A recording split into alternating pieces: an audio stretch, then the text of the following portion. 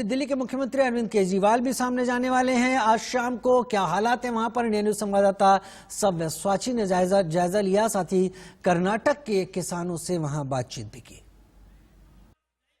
आज 32वां दिन है जहां पे सिंगू बॉर्डर प्रदर्शन लगातार बना हुआ है और इसी बीच किसान कर्नाटका से प्रदर्शन में जुड़ गए हैं। सिंगू बॉर्डर पे जैसे आप देख सकते हैं कर्नाटका से किसान जो है, कृषि जो है वो जुड़ चुके हैं सिंगू बॉर्डर में प्रदर्शन में। उनसे बात करते हैं कि क्या उनका कहना है। सर ये बताइए कहां से आप आए हैं? हम कर्नाटक से आए हैं। इस ऐतिहासिक आंदोलन में भाग लेने के लिए कर्नाटक से हम 25 किसानों ने वहां से इधर आया है। आप कितने दिन से यहाँ पे जुड़ेंगे, कितने दिन इनके साथ बिताएंगे आप किसानों के साथ? हम तीनों बॉर्डर जो राजस्थान है, हरियाणा राजस्थान, वहां से शुरू करके कल तिकरे में थे, आज हम जाएंगे सिंगू बॉर्डर।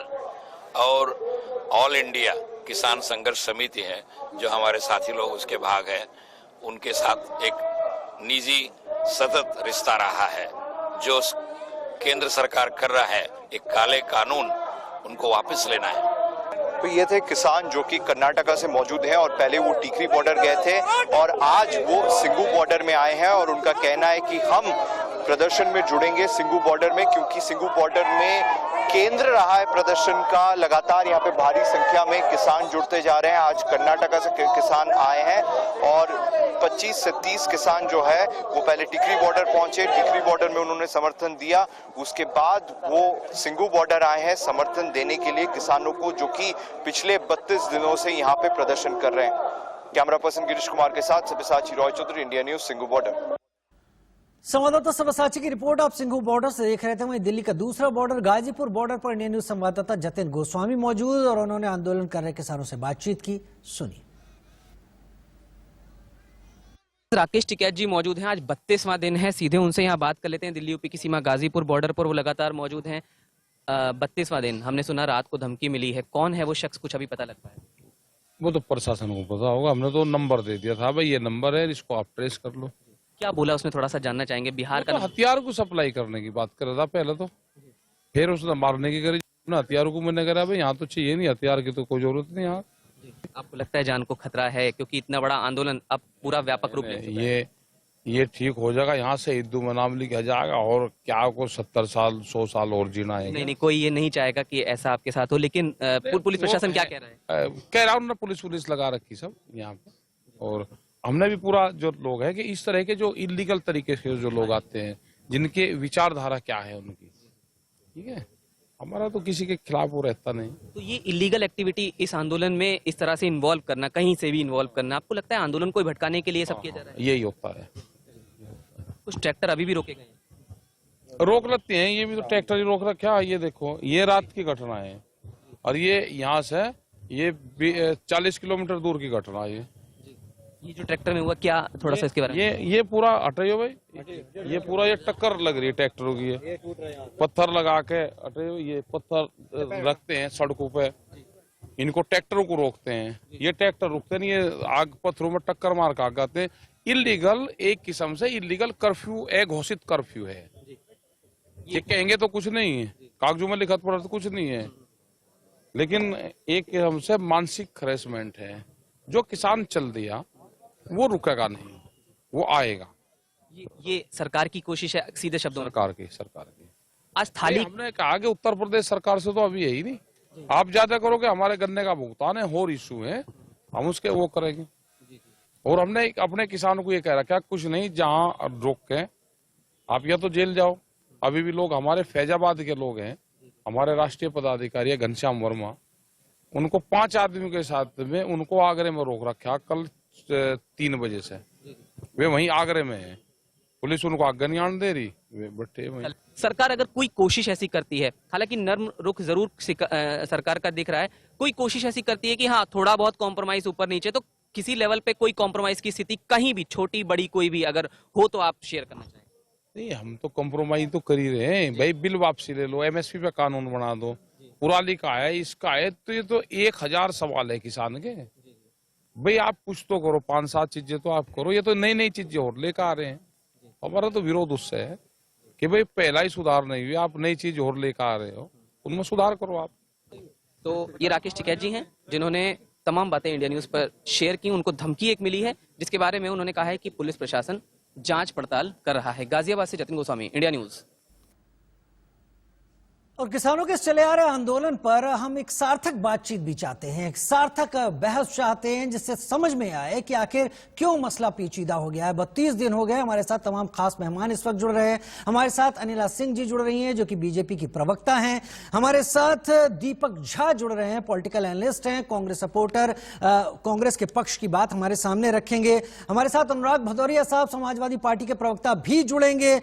रामपाल जाट साहब भारतीय किसान यूनियन के नेता हमारे साथ जुड़ रहे हैं और बालकिशन सिंसरवार जो कि भारतीय जनता किसान मोर्चा की तरफ से हमारे साथ जुड़ रहे हैं। सबसे पहले अनिला सिंह जी, सबसे पहला सवाल आपसे, ये पूरा आंदोलन जहां से चला था और आज की डेट में अनिला सिंह जी जहां पर है, ये दोनों ही पक्षों के लिए एक तरीके से मैं कहूंगा कि अनकंफर्टेबल है। सरकार संशोधन की बात करने लगी है, किसान कानूनों के खात्मे की बात पर अड़े हुए हैं। ये गतिरोध टूटेगा कैसे? 29 को क्या हो सकता है? जी देखिए, आपने जो कहा उससे एक बात तो सिद्ध होती है कि सरकार जो है वो नहीं अटकी हुई है। सरकार जो है लगातार संवाद कर रही है जो किसान नेता हैं उनके साथ, और ये भी कह रही है, लगातार कह रही है कि भाई देखिए ऐसा है कि हम इवॉल्व करने के लिए तैयार हैं। आप लोगों की जो परेशानियां हैं आप बैठकर अक्रॉस द टेबल आप डिस्कस करो। पर आप एक ही अगर जिद लेकर बैठोगे कि नहीं, आप पहले ये तीनों के तीनों जो कानून हैं इनको आप रिपील करो, समाप्त करो, कुछ लोग सस्पेंड कहते हैं, कुछ लोग कहते हैं इसे समाप्त करो, ऐसे तो नहीं होती है ना कोई चीज। कि अगर केंद्र सरकार कोई कानून लेकर आई है, ये कोई राज्य सरकार तो नहीं है। कृषि जो है राज्य सरकार के क्षेत्र में आता है, राज्य के क्षेत्र में आता है, परंतु ये जो 3 कानून जो लेकर आई है, केंद्र की सरकार लेकर आई है, उसको तो चिंता जो है हर क्षेत्र के किसान की करनी है। महाराष्ट्र के किसान की भी करनी है, अरुणाचल की भी करनी है, जम्मू कश्मीर की भी करनी है और केरला कन्याकुमारी की भी करनी है। तो अगर ये कहा जाए कि नहीं, अगर जो हमारे पंजाब के किसान भाई हैं या थोड़े हमारे जो हरियाणा के किसान भाई हैं, अगर उनको इससे दिक्कत हो रही है तो आप पूरा तीनों का तीनों जो कानून है आप उसको रिपील कर दो। ये रवैया ठीक नहीं है। आपको अगर कुछ उसमें संशोधन चाहिए, आपको जो ऐसे राज्य जैसे मैं पंजाब की खासतौर से बात करूंगी, जो ओवर डिपेंडेंसी है मंडियों के ऊपर, हम अच्छी तरीके से जानते हैं कि आज हरियाणा की बात कर लीजिए या पंजाब की बात कर लीजिए, इनका वाटर टेबल कितना नीचे जा चुका है। हरियाणा में मुझे मालूम है पहले चावल की पैदाइश नहीं होती थी, अब इतना चावल लगता है कि वाटर टेबल नीचे पूरा चला गया। पंजाब में लगे, समझ में आता है, वो तो पूरा नदियों का प्रदेश है। तो अब उसके बाद हम देखते भी हैं पराली भी जलती है, उसके बाद हम देखते हैं पोल्यूशन भी होता है। अब मुझे लगता है वो समय आ गया है कि आपको नई दिशाओं में जाना चाहिए, अपनी आगे आने वाली पीढ़ियों के लिए जाना चाहिए। आज की जो न्यू जनरेशन है जो कॉलेज में भी पढ़ाई कर वापस लौटती है, डिवीजन ऑफ लैंड इतना ज्यादा होता जा रहा है जिसकी वजह से वो लोग सोचते हैं कि पता नहीं हमें खेती किसानी करनी है कि नहीं करनी। मैं आपको यहाँ पे बताऊं, अगर on an average suicidal rate देखेंगे तो भारत वर्ष का जो एवरेज आता है उससे कहीं ज्यादा पंजाब के किसानों का एवरेज आता है सुसाइड करने का। तो ऐसा क्यों है? अगर हम कर्ज की बात करते हैं, ऑन एन एवरेज पंजाब का जो गांव का जो किसान है उसके घर का जो कर्ज है वो जो नेशनल जो राष्ट्र का जो एवरेज है उससे ज्यादा आता है। ऐसा क्यों है? और यही नहीं, अगर मैं सारे किसान भाइयों की बात करती हूँ, ऑन एन एवरेज जो शहरी कोई व्यक्ति है उस पे जो कर्ज है उससे 35% ज्यादा जो ग्रामीण क्षेत्र में रहने वाले के पास कर्ज है। मैं आपके तर्कों से यही निकाल पा रहा हूं कि सरकार आगे बढ़ने के लिए तैयार है और अगर एक हिस्से के किसानों को कोई तकलीफ है तो उससे पूरे देश के किसानों को हम वंचित नहीं करेंगे। और सरकार का यह कहना है कि अड़ियल रवैया छोड़ना पड़ेगा किसानों को। अगर बातचीत की टेबल पर आ रहे हैं तो किसी खास बात से जुड़कर आगे नहीं बढ़ना होगा। मेरे साथ अनुराग भदौरिया जी भी जुड़ गए जिनके बारे में मैंने आपसे कुछ देर पहले अपने दर्शकों को बताया था, समाजवादी पार्टी के प्रवक्ता हैं। मैं अनुराग भाई आपके पास भी आऊंगा और आपसे भी सवाल लेना चाहूंगा, खास सवाल रहेगा आपसे, लेकिन उससे पहले रामपाल जाट साहब हमारे साथ जुड़े हुए हैं और बालकिशन संसरवार हमारे साथ जुड़े हुए हैं। रामपाल जाट साहब बीकेयू से हैं और बालकिशन संसरवार साहब भारतीय जनता किसान मोर्चा से हैं। पार्टी नहीं आपको मैं देखूंगा, आप दोनों को मैं किसान ही मानूंगा और दोनों से एक ही सवाल कि ये गतिरोध टूटेगा कैसे अगर सरकार संशोधन पर आकर बात करने लगी है और किसान कह रहे हैं कि नहीं पहले खत्म होना है तभी बात होगी, तो स्थिति 32 दिन है या 32 दिन 64 भी हो सकते हैं। पहले आप रामपाल जाट साहब। 32 दिन हो गए, सही बात है, और गतिरोध तोड़ना ये सरकार के पाड़े में है, क्योंकि जो करने के काम है वो सरकार के पास है, किसानों के पास नहीं। किसान तो अपना सत्याग्रह कर रहे हैं शांतिपूर्ण ढंग से, और वो ये कह रहे हैं कि जो खेती का कॉर्पोरेटीकरण है इससे पूरी खेती नष्ट होगी, किसान समाप्त होगा। इसलिए कॉर्पोरेटाइजेशन के कारण से आप ये जो कानून लेकर आए हो इनको वापस करो। देश की जो भावी पीढ़ी है वो कहीं किसान बचेगी नहीं, बल्कि वे सब हो जाएंगे मजदूर। तो ऐसा काम देश में मत करो। और इसी कारण हम ये कह रहे हैं कि भाई खेती का कॉर्पोरेटीकरण नहीं होना चाहिए। यहाँ तो खेती संस्कृति है, इसलिए सरदार वल्लभ भाई पटेल ने जो कहा था हमारी कल्चर यानी एग्रीकल्चर है, तो एग्रीकल्चर के रूप में से देखें, इसको व्यापारियों के भरोसे नहीं डालें। तो ये कॉर्पोरेट में डालना ये गलत दिशा है। इस गलत दिशा के कारण से ही निरंतर ये मांग है कि आप इन कानूनों को वापस करो। और हमने तो जैसे 5 जून को ये अध्यादेश द्वारा कानून बनाए गए, 14 जून को ही भारत के माननीय प्रधानमंत्री जी को पत्र लिखकर अनुरोध किया कि आप इन तीनों कानूनों को वापस लो। और हमने तो ये भी अनुरोध किया कि होना तो चाहिए था जो हमारी 2010 से पहले की मांग है कि आप उनकी उपजों के उनको अच्छे दाम देने के लिए न्यूनतम समर्थन मूल्य पर खरीद की गारंटी का कानून बनाओ। तो ये तो सरकार ने किया नहीं, उल्टा काम किया। जो सरकार किसानों की आवश्यकता है सरकार ने वो नहीं किया, बल्कि वो किया जो किसानों को आवश्यकता नहीं है। बालकिशन संसरवार जी बीजेपी किसान मोर्चा से आप हैं, आप भी किसान हैं। मैं आपको पार्टी से अलग हटकर बात करना चाहता हूं। जैसे मैंने अभी रामपाल जाट साहब से बात की, आपको क्या लग रहा है? रामपाल जाट साहब का कहना है कि खेती संस्कृति है, किसान को मजदूर बनाने की कोशिश मत कीजिए। क्या यह गतिरोध यूं ही बना रहने वाला है? बना रहने वाला है, क्योंकि पार्टी मोदी जी ने कई बार प्रयास किया है, मोदी जी की सरकार ने कई बार प्रयास किया है कि किसानों से बातचीत हो, लेकिन कुछ किसानों के जो बीच में और सरकार के जो बीच में लोग आए हुए हैं वो नहीं चाहते कि किसानों से मोदी जी की डायरेक्ट बात हो, सरकार की डायरेक्ट बात हो।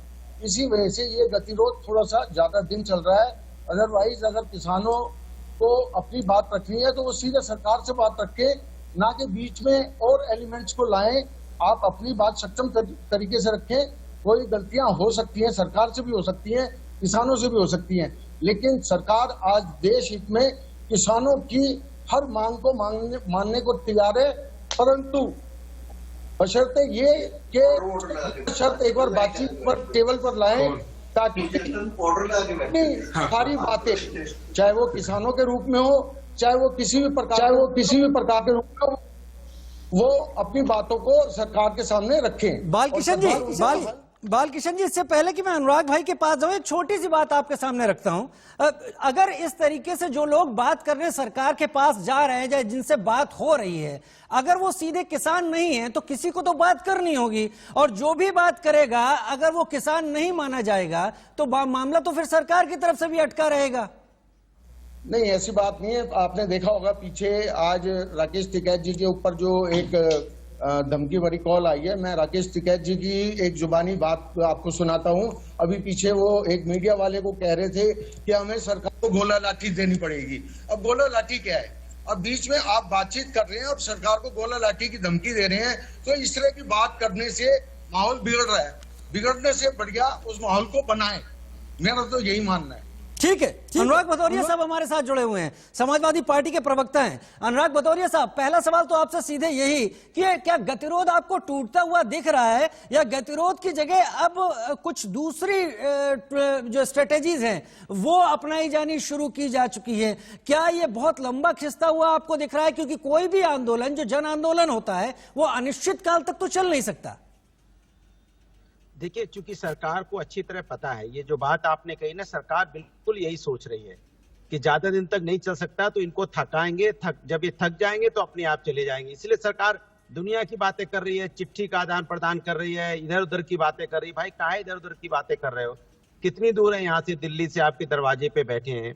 वैसे तो आपका हेलीकॉप्टर चारों तरफ दौड़ जाता है, गाड़ी भी दौड़ जाती है। हेलीकॉप्टर उठाइए, किसानों के पास चले जाइए, बोलिए अन्नदाता आपको क्या दिक्कत है, आपकी मेरी बात होगी, बात खत्म हो गई। आप कहते हो कोई बात करने नहीं आ रहा है, बात कोई और कर रहा है। अरे भैया, आप खुद ही बात कर लो ना, भगवान तो नहीं हो ना, आप सरकार हो, किसानों द्वारा चुनी सरकार है, किसानों ने आपको चुना है, आपने किसानों ने चुन के आपको प्रधानमंत्री या वहां पे कृषि मंत्री बनाया है। तो जाइए कृषि मंत्री जी, अपना हेलीकॉप्टर उठाइए, गाड़ी उठाइए, चले जाइए, किसानों से बात कर लीजिए और कहिए कानून वापस, बात खत्म हो गई।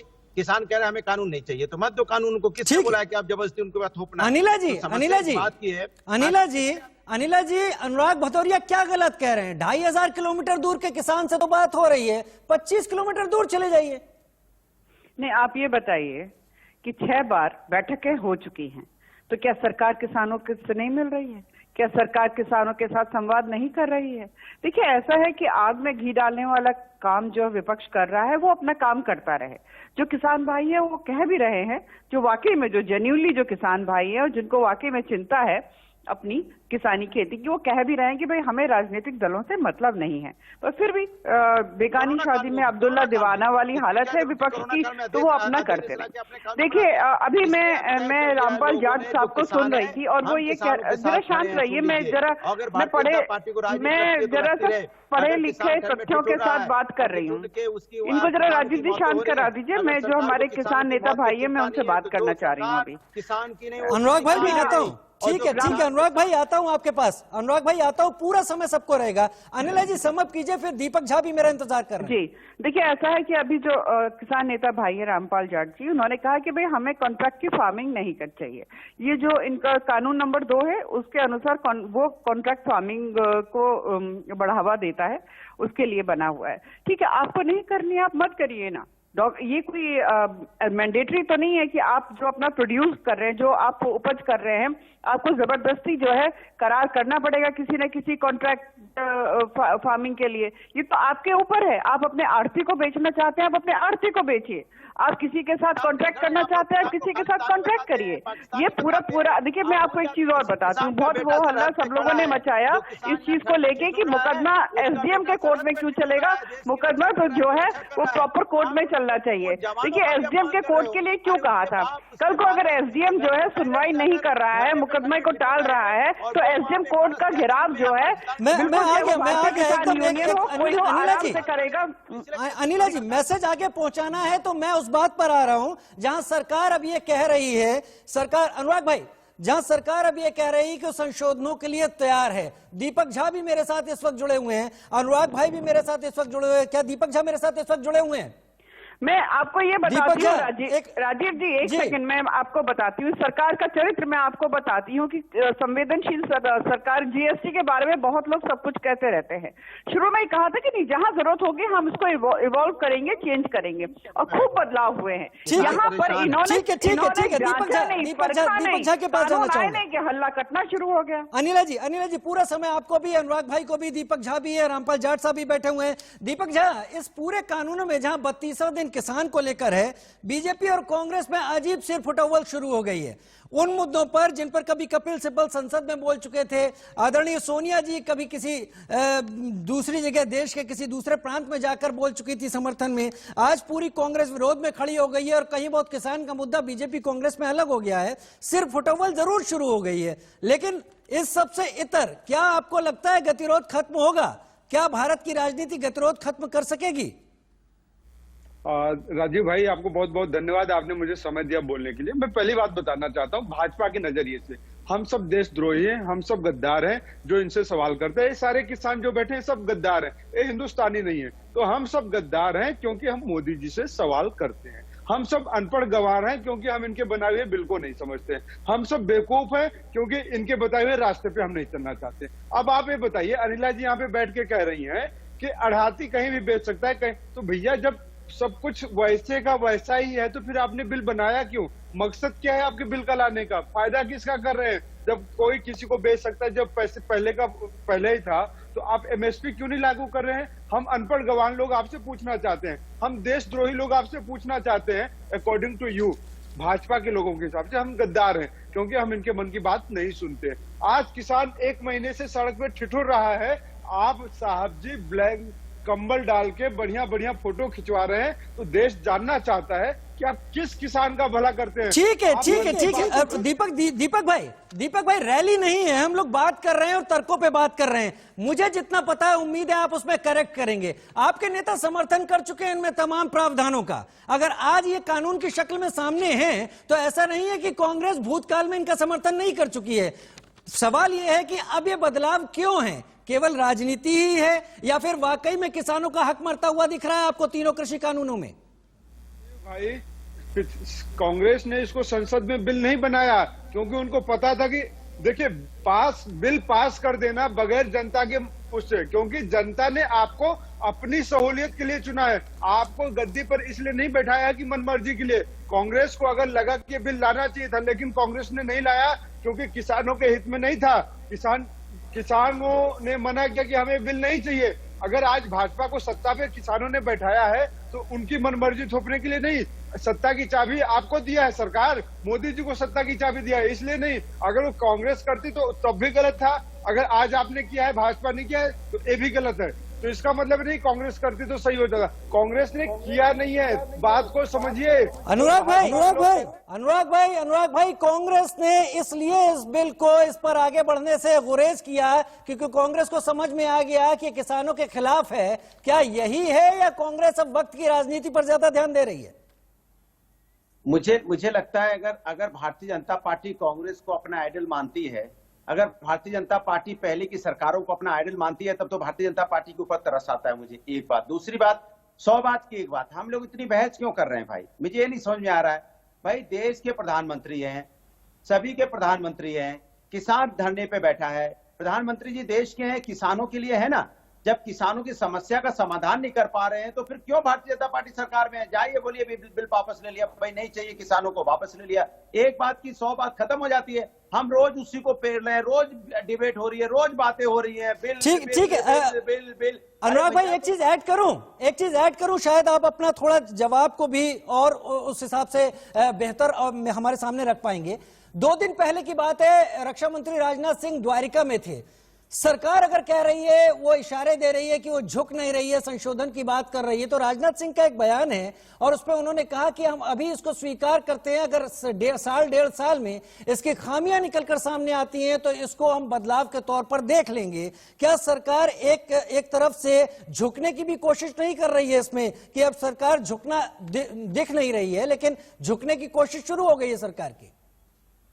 देखिए, भारतीय जनता पार्टी को ऐसा लगने लगा है कि हम देश में कुछ भी कर सकते हैं। मैंने आपको बताया नहीं कि जब इस देश के साथ ये कुछ धन्ना सेठों को फायदा पहुंचाना चाहते हैं और उसके खिलाफ जब आवाज उठती है तो उसको दफन करने की कोशिश करते हैं, उसको सोचते हैं इसको दबा दिया जाए, खत्म कर दिया जाए। 30 दिन से ज्यादा हो गए किसान धरने पे बैठा है, ठंड में ठिठुर रहा है। सोचिए, देश का किसान, जय जवान जय किसान, वो किसान जिसका माने बच्चा भी सरहद पे।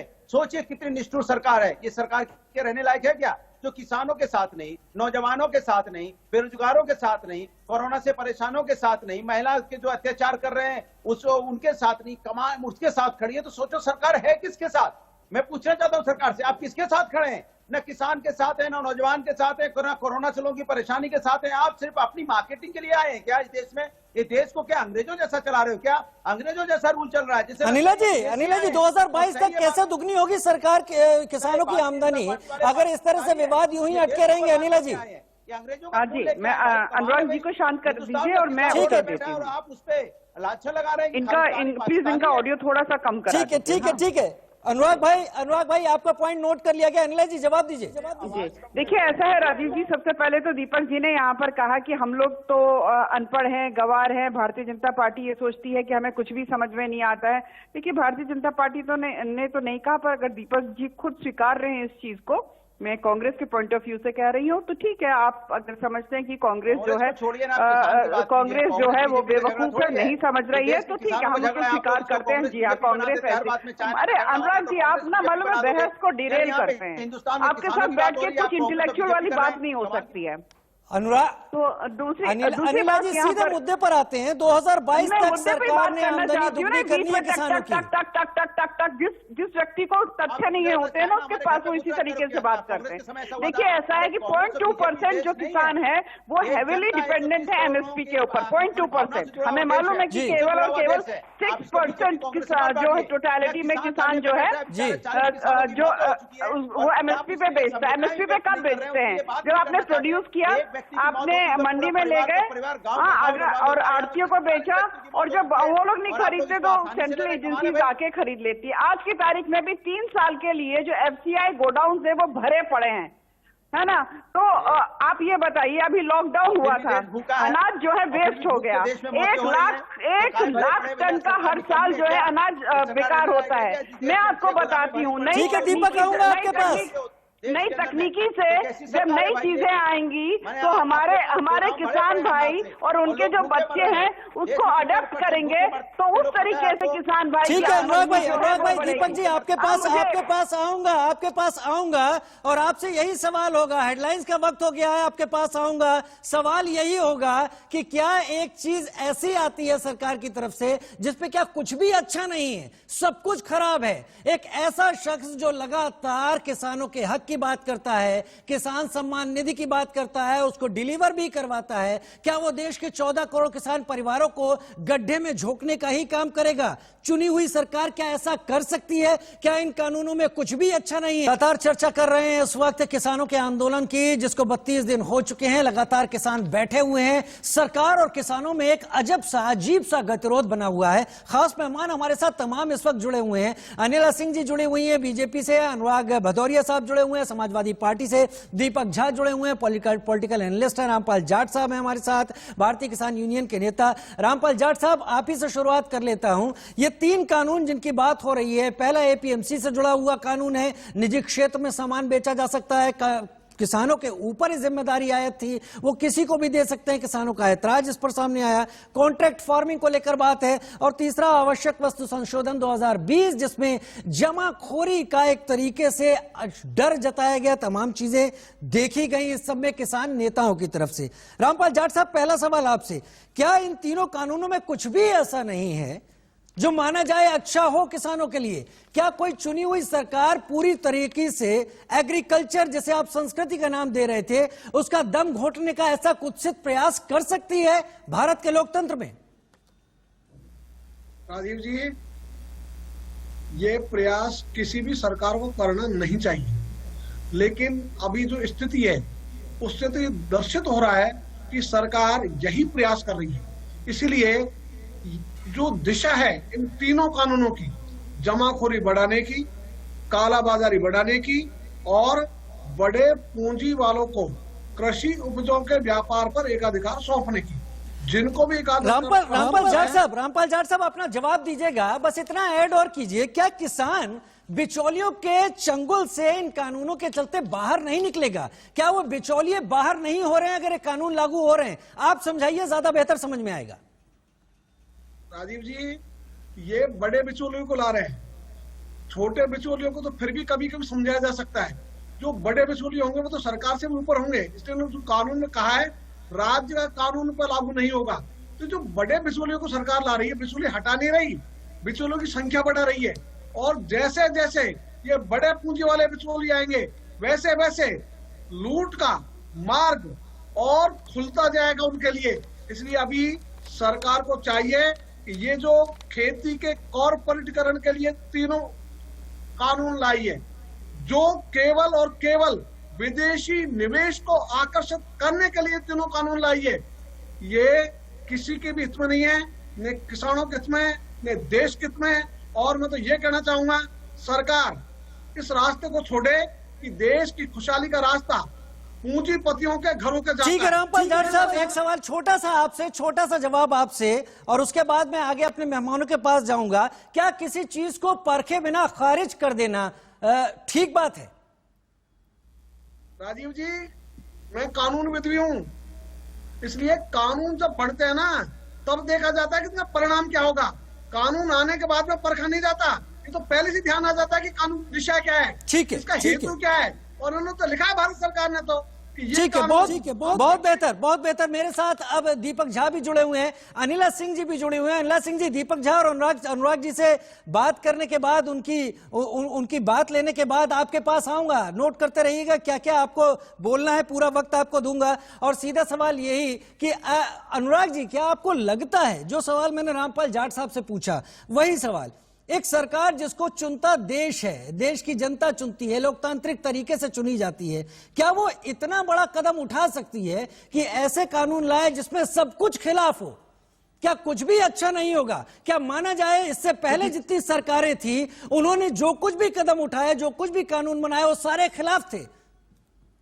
अफसोस से इस बात का जो आपने बात बोली है, बिल्कुल अफसोस है कि प्रधानमंत्री जी, अनिला जी के भी, हमारे भी हैं, इस देश के प्रधानमंत्री जी, ऐसा कोई कदम आज तक भारतीय जनता पार्टी सरकार ने नहीं उठाया जिससे देश को फायदा हुआ होता। आपने देखो नोटबंदी की, कितने लोग मारे गए, क्या देश को फायदा हुआ? इन्होंने बोला गया था यहाँ पे नक्सलवाद खत्म हो जाएगा, आतंकवाद खत्म हो जाएगा, कहीं कुछ खत्म हुआ क्या?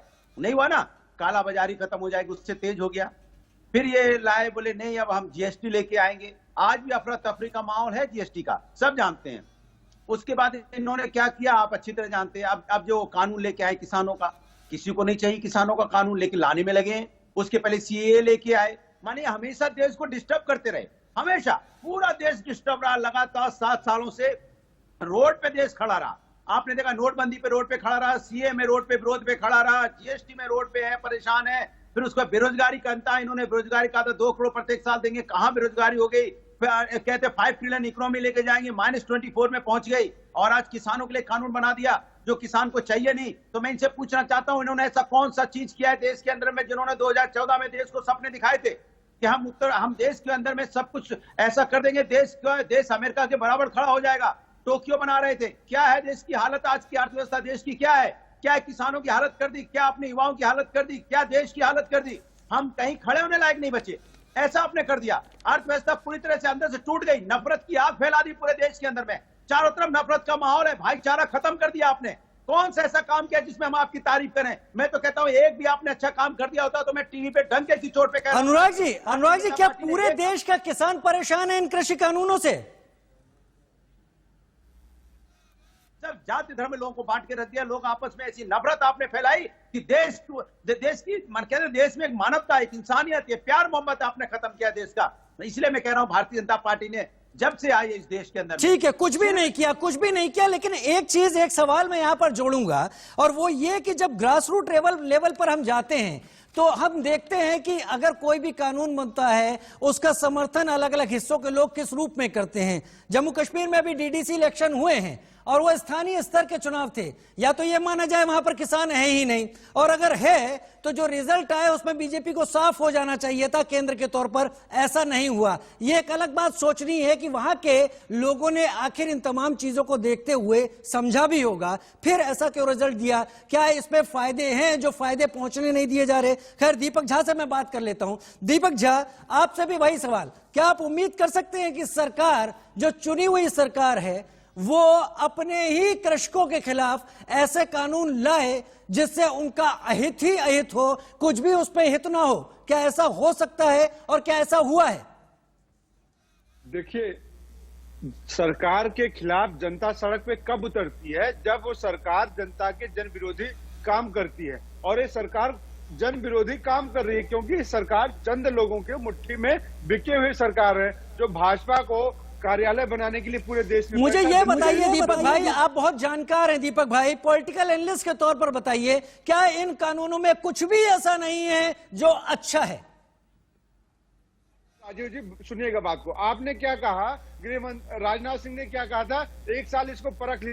अरे भैया, पहले देश में आप आग लगा दीजिए, फिर कहेंगे हम कुआं खोदेंगे, आग बुझाएंगे। ये देश में जो सरकार चल रही है, ये भावनाओं के व्यापार पे चल रही है। सिर्फ उन्माद पैदा किया जा रहा है, एक ऐसा छद्म राष्ट्रवाद पैदा करके, जिसमें कहते हैं हम भारत का विकास करेंगे, भारत की तरक्की करेंगे। लेकिन इन बेशरम भाजपा के लोगों को ये भी नहीं पता है भारत माता कहाँ है, भारत माता कौन है। भारत माता अब बेशर्म की कैटेगरी तो आप मत दीजिए, फिर अगर मैं खोलने पर आऊंगा तो बहुत सारे ऐसे दायरे खिंच जाएंगे जो इस बहस का जो डिरेल कर देंगे इस बहस को उठाकर। मैं समझ गया दीपक भाई आपने क्या कहा, किन मुद्दों पर कहा। अब हम अनिला जी को भी वक्त दे देते हैं, क्योंकि रामपाल जाट साहब ने भी जो बातें उठाई, अनुराग भाई ने भी जो बातें उठाई, और जो आपने इशारे किए और जो आपने सीधी बात कही कि उन्माद फैलाने का विकास बीजेपी का है। अनिला जी, अब आप जवाब दीजिए, हम उम्मीद करेंगे सब सुनेंगे आपका जवाब। देखिए, हमने देखा अभी कि चाहे वो झा साहब हो, चाहे भदौरिया साहब हो, और हमने ये भी देखा है कि जो प्रोटेस्ट हो रहा है वहां पे किस प्रकार से गालियां दी जा रही हैं। नरेंद्र मोदी जी को जान से मारने तक की भी बात की जा रही है। मुझे बोलने की आवश्यकता नहीं है, हर चैनल पे ये दिखाई भी देता है और हम लोग देखते भी हैं और सुनते भी हैं इस चीज को। मैं एक चीज कहती हूँ, यहाँ पर कांग्रेस के जो प्रवक्ता बनकर बैठे हुए हैं, वैसे तो अपने आप को वो राजनीतिक विश्लेषक कहते हैं, उन्होंने कहा कि कांग्रेस ने ये कानून इसलिए नहीं लागू किए क्योंकि उनको ये लगा कि नहीं, ये तो हित में रहेंगे नहीं। देखिए, ऐसा है, कोई भी बड़ा कदम उठाने के लिए बहुत स्ट्रांग पॉलिटिकल विल पावर चाहिए, राजनीतिक इच्छा शक्ति बहुत तगड़ी चाहिए होती है। वो नरेंद्र मोदी जी की है। हमने देखा 370 ये नहीं हटा पाए, हमने हटा दिया। हमने देखा ट्रिपल तलाक ये नहीं क्रिमिनलाइज कर पाए, हमने करके दिखा दिया। ये सीए की बात इसलिए नहीं करते थे क्योंकि इनको अपीसमेंट पॉलिटिक्स करनी होती थी, हमने करके दिखा दिया। तो यहाँ पे चक्कर ये है कि राजनीतिक इच्छा शक्ति मजबूत होनी चाहिए। दूसरी बात यह है कि अभी एक बहुत जितने भी ये विपक्षी दल हैं या किसान नेता हैं, अक्सर ये उनके मुंह से एक ही बात मैं सुनती हूँ कि कॉर्पोरेट की सरकार है, कॉर्पोरेट की सरकार है। एक सेकंड, मैं बहुत जरूरी बात कह रही हूँ राजीव जी, ये भदौरिया साहब को बीच में बोलने की बहुत ज्यादा आदत है। कॉर्पोरेट की अगर सरकार होती तो 1991 में क्या चीज लिबरलाइज हुई थी? हाँ, इंडस्ट्रीज लिबरलाइज हुई थी ना, तो कॉर्पोरेट की सरकार कौन थी? कांग्रेस हुई या भारतीय जनता पार्टी हुई? आज किसको लिबरलाइज किया है? एग्रीकल्चर को लिबरलाइज किया है। अनुराग भाई, चलिए अनुराग भाई डिरेल ना हो, चिल्लाने के लिए बैठे होते हैं अनुराग भाई, बिना पढ़ लिख कर, ठीक है। अनिला जी आपको एक बार फिर वक्त देता हूँ, आप उत्तर दीजिए, दे रहा हूँ आपको वक्त दे रहा हूँ। अनुराग भाई सुनिए तो, अनुराग भाई छोटे से में जवाब दीजिएगा। एक वक्त था जब कंप्यूटर आने वाला था, कंप्यूटराइजेशन की बात थी, राजीव गांधी कोशिश कर रहे थे, पूर्व प्रधानमंत्री, समाजवादी पार्टी के जो सुप्रीमो है माननीय मुलायम सिंह जी तब हुआ करते थे। बहुत पुरानी बात है, लोगों की रोजी रोटी पर सवाल उठाते हुए काफी विरोध भी हुए थे, आप भी जानते होंगे। लेकिन उसको एक मौका दिया गया, वो बहुत बड़ा गेम चेंजर साबित हुआ। इकोनॉमिक्स पॉलिसी जो चेंज हुई मनमोहन सिंह जी के तौर पर, उस वक्त विरोध हुआ, वो भी गेम चेंजर साबित हुआ। तो एक बार क्यों नहीं इसको भी परखा जाता अनुराग भाई? चाहे समाजवादी पार्टी हो चाहे कांग्रेस हो, ये लोग चाहते हैं हमारा देश जो है वो डायनासोर के युग में जिंदा रहे, आगे नहीं बढ़े। किसानी खेती जो मेजर हमारे यहाँ पे कृषि क्षेत्र से ज्यादातर लोग जुड़े हुए हैं, वो आगे नहीं बढ़े। अनुराग भदौरिया जी, मैं आपको बोलने नहीं दूंगी क्योंकि आप जो है तथ्यों को सामने नहीं आने दे रहे। कायदे से तो यहाँ पर केवल मुझको और जो हमारे किसान नेता भाई है उनको होना चाहिए, क्योंकि ये बात केवल सरकार और किसानों के बीच में है।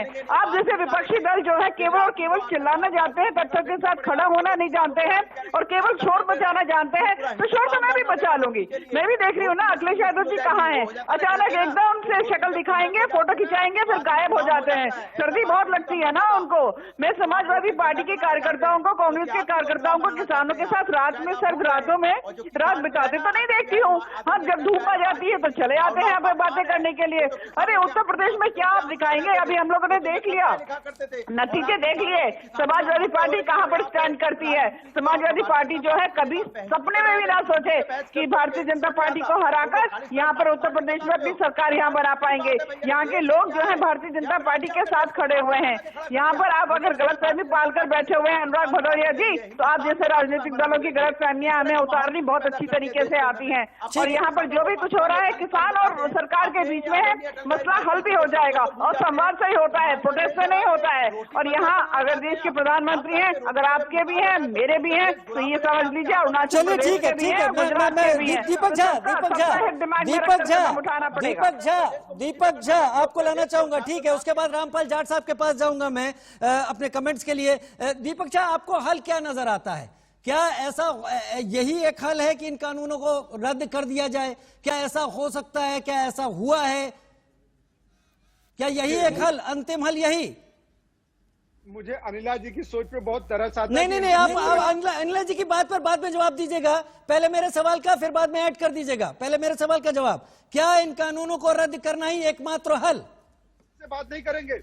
नहीं राजीव जी, अनिला जी आप माफी मांगे और कहें जो कह रहे हैं कि हम विपक्ष इनको कीड़ा मकोड़ा देशद्रोही नजर आता है, तो इस तरह की विकृत मानसिकता का परिचय देके राष्ट्रीय चैनल पे नहीं, देखिए गलत नहीं। आपने सवाल उठाया था शुरू में दीपक भाई, आपने कहा था कि बीजेपी के लोगों को हम में गद्दार नजर आता है। अगर हम सवाल पूछते हैं प्रधानमंत्री से, मुद्दे पर आए, बहकाए नहीं, डिरेल ना करें।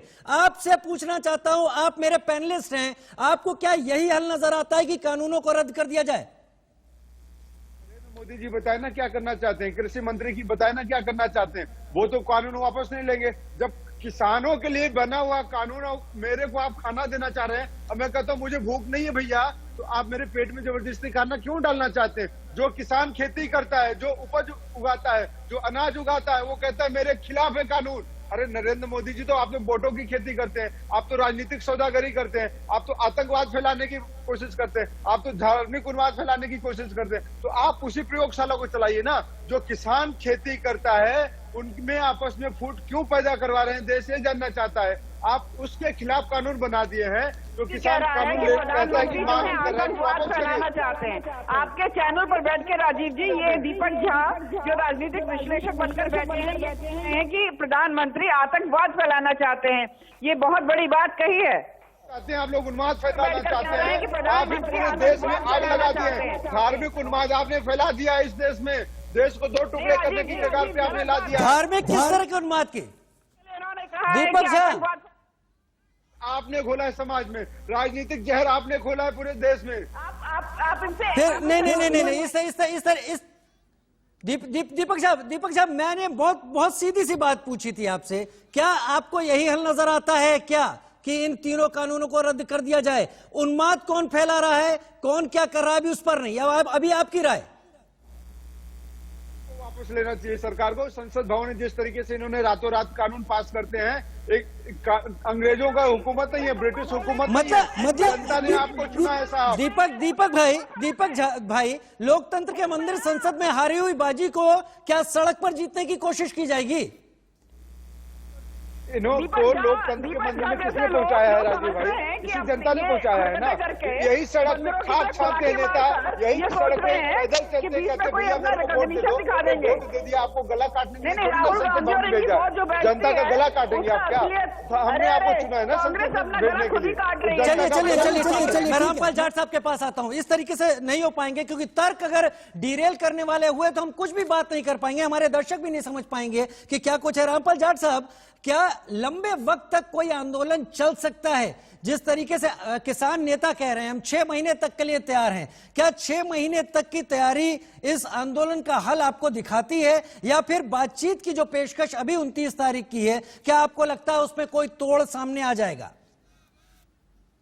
जी, संवाद के लिए तो किसान सदैव तैयार है, और संवाद अच्छी बात है।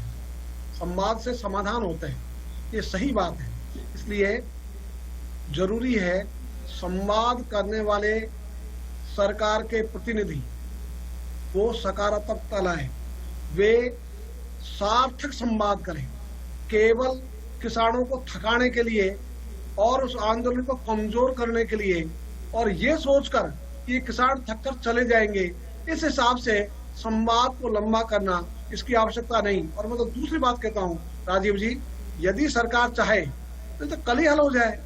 इसमें न्यूनतम समर्थन मूल्य पर खरीद की गारंटी का कानून दे दे, जिससे किसानों को अपना धान, अपना मक्का, अपना बाजरा, अपनी सोयाबीन जो इन्होंने न्यूनतम मूल्य घोषित किए हैं उससे कम दामों पर तो नहीं बेचनी पड़े।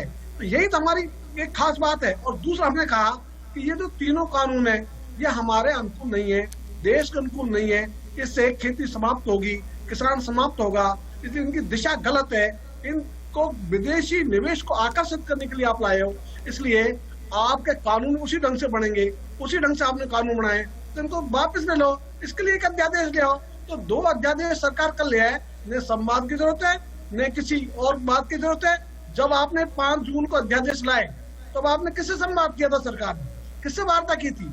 बिना वार्ता बिना संवाद के आप ये कानून लाए ना। और फिर आपके पास अवसर था जब लोकसभा में ये मांग की गई कि इनको सेलेक्ट कमेटी को सौंपो, प्रवर समिति को सौंपो, तो पूरे देश में चर्चा हो जाती ना, तो अच्छा रहता। चलिए हम सभी यही उम्मीद करेंगे। उस ठंड और ठिठुरन को मैं भी महसूस कर रहा हूं जो किसान इस वक्त झेल रहे हैं, और शायद उसको प्रधानमंत्री भी महसूस कर रहे हैं, सरकार भी महसूस कर रही है कि इसका जल्द से जल्द हल निकले। 29 तारीख ये साल जाते जाते किसानों को भी खुशी देकर जाए, देश को, समाज को, सरकार को भी। लेकिन किसानों ने फिलहाल तय कर दिया है कि वक्त भी अब उनका होगा, तारीख भी उनकी होगी और मुद्दे भी उनके ही होंगे। हम उम्मीद बस इतनी करेंगे सब कुछ बेहतर तरीके से आगे बढ़े और सरकार किसानों के बीच गतिरोध बहुत जल्द